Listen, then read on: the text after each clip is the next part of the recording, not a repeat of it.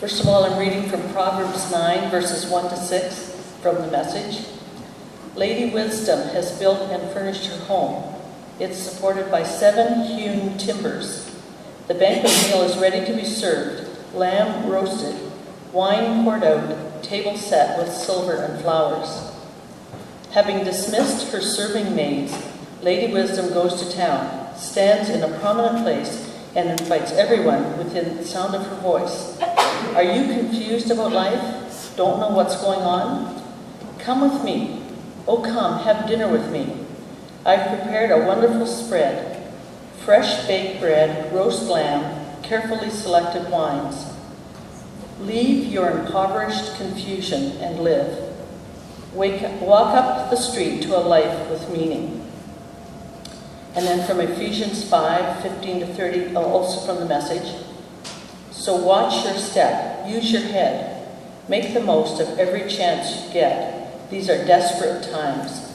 Don't live carelessly, unthinkingly. Make sure you understand what the Master wants. Don't drink too much wine, that cheapens your life. Drink the Spirit of God, huge draughts of Him. Sing hymns instead of drinking songs.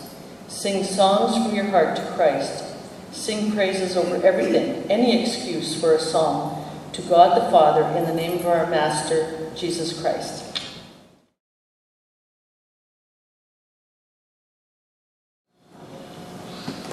We have 2 scriptures this morning. Now don't get scared. That isn't 2 sermons. But pray for me that it'll be 1. Because the theme is wisdom. And wisdom is what's represented in the book of Proverbs. Wisdom as a type of literature found in the Bible is that stuff that comes after you've lived a while and figured out a few things but not everything. I think the first part of the Bible, the first 5 books, is full of things that say, basically, do this and you'll be okay. Do that and God will get you. You know, that's an oversimplification, but it's there. The curses and blessings go along with behavior, and it's pretty black and white. And I'm sure you've met people whose whole religion is based around that, and they can quote you verses that say that. Wisdom comes after the nation that received the law of God and tried to live with it for a while and discovered it's not as easy as all that. We're not as good as all that. Lost everything they had and came out at the end of it, some of them saying, forget it. And others of them saying, no, wait just a minute. There's been a long road here. We've lost a lot and come back around. We're not as smart as we thought we were, that's true. But I still see God up there. I still see God in things. I see God even in the bad stuff that happened to us. And I can't explain it all, but I know there's a path to follow. There still is. It's just not one that's tiled in black and white. It's the way of wisdom, and you can't just get a manual on it. You have to look for it. You have to follow it. How many of you found somebody who, when they quote the Bible, quote that? Like somebody say to me, when I'm a seminary prof, the Bible says, and they've got one verse. I look at him and say, that's what part of the Bible says. Tell me what the rest of the Bible says.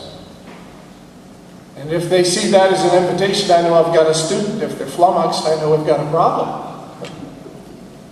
Because wisdom comes along at this point and says, it's like this. It's as though a naive young fellow walked out at night in the middle of the street and was met by 2 women. One of them said, I want you to come to my house. She didn't have many people around her. My house has 7 timbers. And the first thing he thought is, big house, because most of them had 4. There's a meal I want you to eat. It's lamb, wine, and the table set with silver and flowers. This young bumpkin never expected to eat that good a meal in his entire life. This woman with a big house obviously doesn't need him. She's already got her money. She's already got her house. And she's already had it all set up, dismissed her servants, and she's out there issuing the invitation to come to her place and sit down and have a meal. Well, what's the meal? Are you confused about life and don't know what's going on? Now, I can't see a young man, however stupid he is, telling a woman who's rich, yeah, I'm dumb. You know, I don't know nothing. So, the first thing that happens here is we got to get past that. Come with me. Oh, come and have dinner with me. She didn't say, oh, come to bed with me. She said, come to dinner with me. In my house, I've prepared a wonderful spread, fresh baked bread, and etc., etc.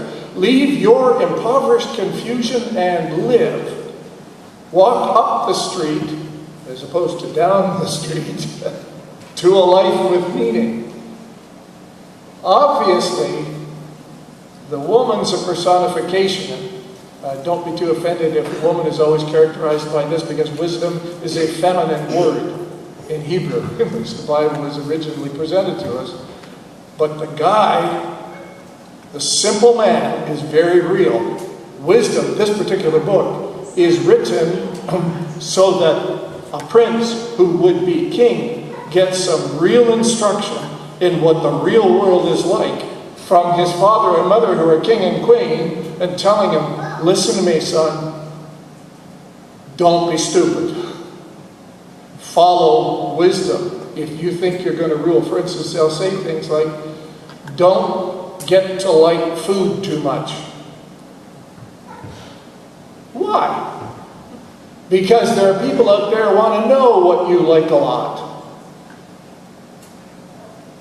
And they'll say in another place, let your wife satisfy you sexually and stay away from other women. Hey, I'm the king. I can do what I want. Right? And the father is saying, yeah, I've seen a king do that, but let me tell you what happens. When they find out what you like, and they start feeding it to you, they start controlling you, they start getting something on you, and then you've got the crown, but they've got the kingdom. It's not so easy. The best rule for the best king was a life of discipline. See, at the end of Proverbs 9, Lady Folly is out there saying, come on to my house. It's smaller. And I've made a meal for you, bread and water. But you ought to see my bed. And the person who hears her at the top of the street is simple, but the person who's gone there the second time with her is a fool. And at the end, the person who goes there regularly is called mocker. He's the person who says, what are you talking about? I'm having a good time. Leave me alone. You're stupid if you don't follow me. You got a choice. Top of the street, bottom of the street. Which is the message of wisdom literature. It says life is about making choices regularly and about which path you're going to follow. Make your mind up early. It's really hard to switch it later. Now, we don't like to hear that sort of thing. I live in a world where there are no further conversations about what's right or about what's wrong, what's good, better, or best. What I get is, I don't like your opinion, so I'm unfriending you on Facebook. Seriously.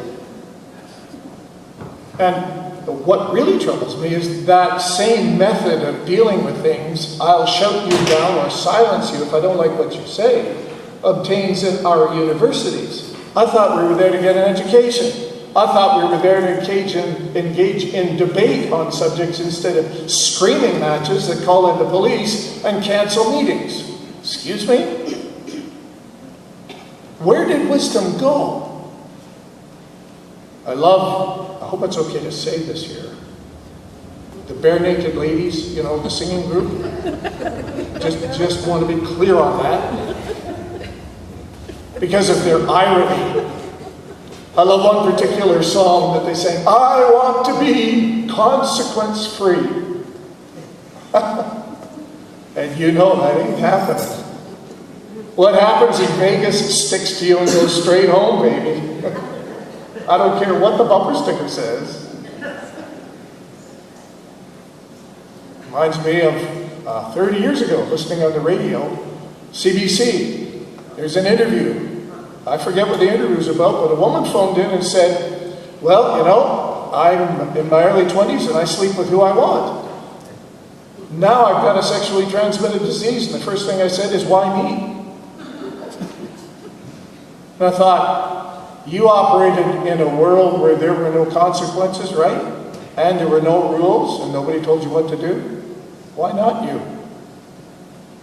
It's all random, isn't it? Isn't that your universe? All of a sudden we begin to say, oh, wait a minute, somebody's picking on me.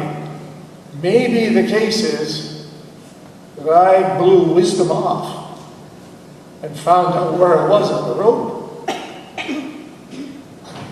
Puzzles me.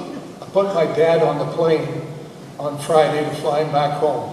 95 years old, and he flew out here to spend a week with his children, grandchildren, great-grandchildren, and I think he was glad to go home when he was done. My dad is the adult child of an alcoholic. But in those days, nobody knew what that was. All he knew is that he grew up in a home where there was a lot of fighting.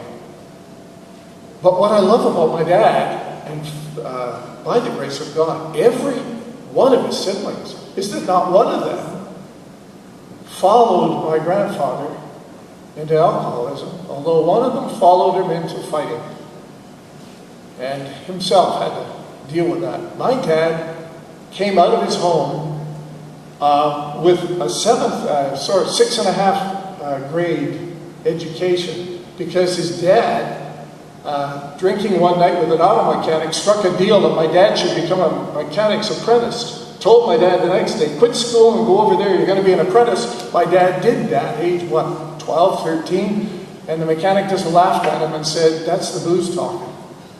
There's no deal. And he left there to go to work, with a hunger for a household where there was no fighting. And another hunger that he imparted unto me, a hunger to know what he could never find out because he could never get an education. He would ask when somebody used a word that he didn't know, what does that word mean? And add it to his vocabulary. And he said to me, and I watched him follow it all his life, find someone who knows what you don't know, and I'm quoting here, pick his brains. Now, most of the cases that was a man, but there were lots of wise women out there too. And I got that. Now, my mother said to me, get an education too, so I got both barrels. Everywhere I went, what I thought when I met somebody is, what is a good question I can ask them to understand what they know about the world? And I kept doing it and doing it and doing it until one day I realized in some area or other I could probably give a better answer than I was getting, which didn't make me the smartest person there, it just meant I needed better questions. And I continued to accumulate, as my dad had taught me. What he said to me is follow the path of wisdom. One of the things that disturbs me about what we do today in the church is that we follow the path of spirituality, which becomes ethereal, oriented towards practices and activities, but not towards what happens in the street, what happens in the office, what happens in the cab of the truck, what happens in ordinary life. Wisdom is about all of it. The person who's highly spiritual, but a mess with their family is not wise. The person who has made a ton of money, but is accounted a criminal, is not wise. The person who has a rounded approach to all of life and has learned in every area that they all link together, that person is wise. And we've sort of lost that. We need to get it back. All right. So much for Proverbs 9. You see, those who gathered up the way of wisdom and began to follow it in the real world discovered that they had to pass this on to others, and discovered one other thing, that there were promises of God that came to them while they were following the path of wisdom that said there's another day coming. In that day, God will show his real will. We haven't seen it all yet. And God will send someone who will be wisdom for us. I wish I could unpack it all, but you know who that is. Jesus Christ, who came and who followed the ways of God in such a way that they became a paradigm for us, but even more than that, through his death on the cross, opened up a way that invited everyone into God's forgiveness and God's embrace. And as we saw in Ephesians a couple of weeks ago, opened the door to the people who were not supposed to be let in. Not only to those who knew there was a way of wisdom, but to those who did not. And said to them, Jesus Christ is your wisdom. He is the wisdom of God as you follow him and follow his commandments. And most particularly, as you receive his Spirit, you enter into the new age of wisdom that God has begun. Boy, that's a mouthful. But it is an age of wisdom, which means if you're looking once again for the plates to drop in your lap, as I've had so many people say to me, don't ask me to think. Just tell me what to do. You come to the wrong religion. I can find you one like that. But if you want to engage God through the Spirit of Jesus as an internal and also as a group experience, and watch what God is doing, and get with the program, I can hook you up. In fact, you might already be. For instance, I don't know what God is doing in the world, and I don't control this, but thousands of Muslims around the world for years now have come to Christians who didn't know them and said to them, Isa Masih, that is the Muslim name for Jesus, came to me in a dream last night and told me to follow him and told me to come and see you. Really? That's there. ISIS is over here. What's God doing?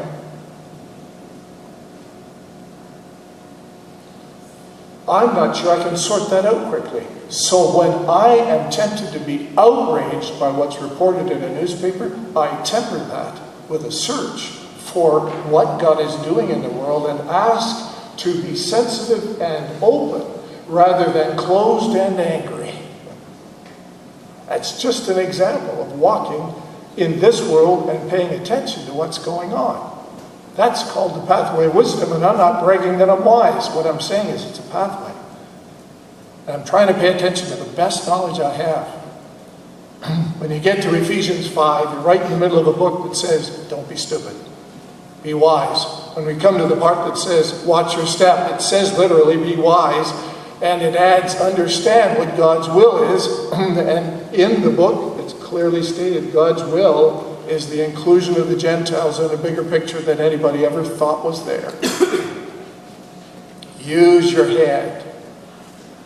Make the most of every chance you get, which is another way of saying, make sure you invest your life in something that will actually pay dividends.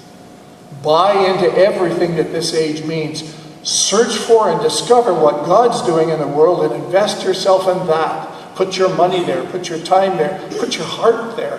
Let your mind, boy, this is a hard one, let your mind be reshaped until it looks like that world, the new one that's coming.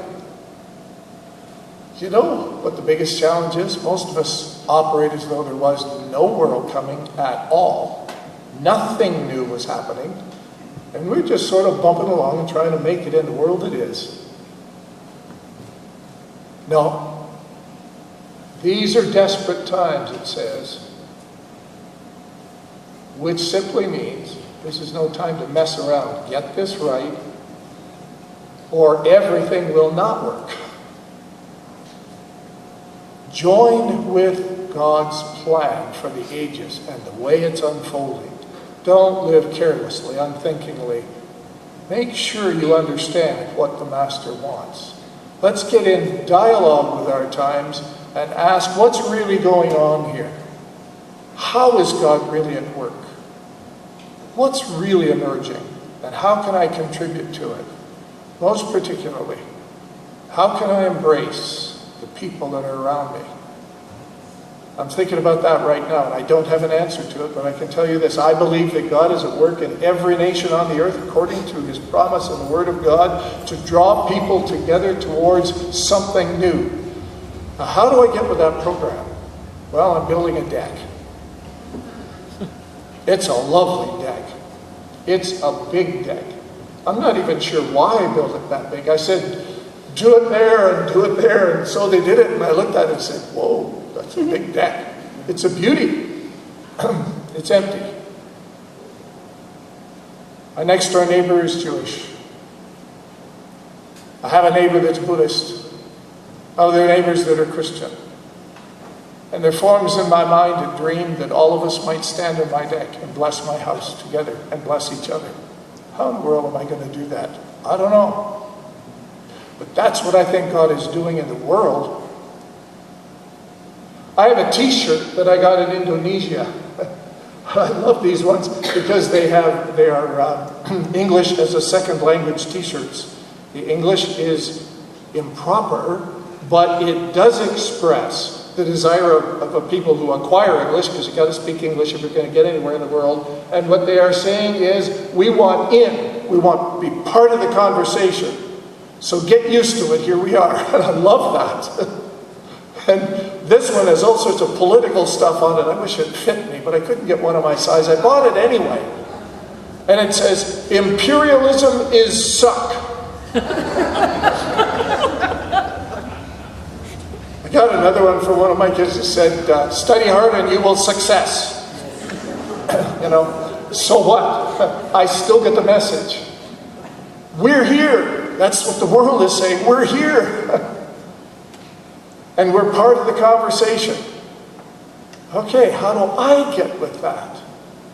What is Jesus Christ and the new world that he brought in and the open doors that he inaugurated have to do with that? And what am I supposed to do? Just sit in my back porch and drink Diet Coke? Or am I supposed to act in some way in concert? That's my problem right now. That's just being wisdom. Trying to deal with what God's doing. See, it's like Christmas coming.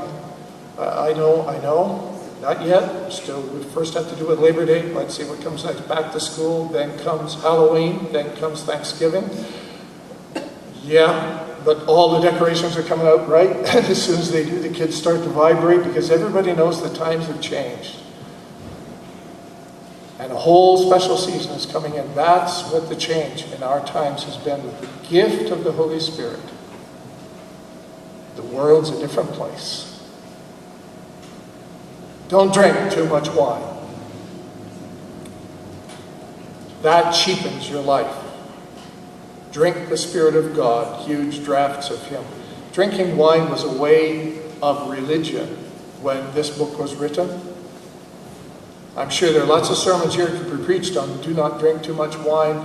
The emphasis here isn't on the wine. What it is on is this. There is a way that God has made through his Son Jesus Christ and the gift of the Spirit of that Son Christ as a lived experience in the heart, in the being, in the body, and in the corporate body of God's people.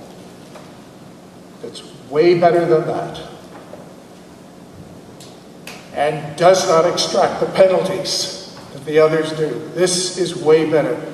Don't be mistaken about where your life is found. And then it says, sing hymns instead of drinking songs. Somebody should have told Martin Luther, you know that great hymn, A Mighty Fortress is Our God? That's a beer drinking song. Okay, I'll have that out with Martin Luther when I see him. But what he did was to get the music. He said, why should the devil have all the good tunes? And change the words. And then in church, I could just see it. Somebody says, when they hear it the first, I heard that last night at the pub. But the words are different. All right, fine. Let's sing together. What this instruction here, sing songs from your heart to Christ, sing praises over everything, is saying to this, find a song to sing that sings about a new world coming. Then sing that song until your heart believes it. And there's nothing like music to get it into you. until there is a smile on your face and hope in your heart, and you are not miserable and critical all the time. And then sing it to one another until a community that believes this comes forward. And there is a living example of God's open doors on the street where people can actually connect with it. And my dad went to my mom's Methodist home for the very first time. By the way, she said to him, if you want to date me, you got to go to church. Church was fine, but he went home for Sunday dinner. And the first thing he said when he went in the door was, they don't fight here. They don't drink here. They eat meatloaf here. And we stand around the piano and we sing hymns all afternoon. That was before TV. And his great tenor voice and Mom's alto began to blend together. And he said to himself, I couldn't tell you what it is, but I want this world. Gotcha. That's it. Let that community be there. Let that community live and say there's another way of wisdom. There's another way of living together. And it's full of hope. And let's find it and follow it in 1,000 ways and see what God will do.